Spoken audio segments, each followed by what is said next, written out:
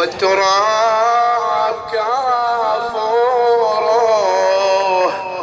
ونسج الريح أكفانه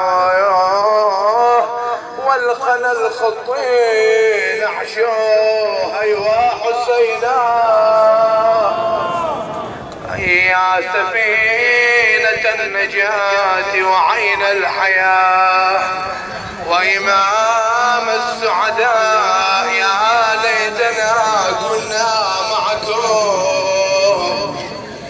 فنفوز والله فوزا عظيما. يا غريب يا مظلوم كربلاء. نعم، في هذا اليوم نشيع أحد الشهداء من الذين استشهدوا في هذا التفجير، وهو تفجير القديح. لكن مهما تكون هذه المصيبة عظيمة فإنها لا تقارن بمصيبة كربلاء.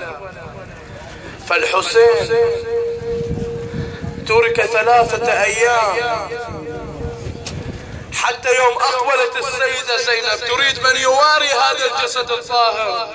قالوا فلتصعد 10 من خيول الأعوجية وتطأ صدر الحسين. أيوا حسينا، أيوا سيدة. نعم، بقي على تراب كربلاء تصهره الشمس بحرارتها، لا غسلوه ولا لفوه في كفنين يوم الطفوف ولا مدوا عليه رداء عارف تجول الخيل. يا حسين ما مظلوم كالمظلوم مثل ما جرى يا ناس. ذكرى فدت القلب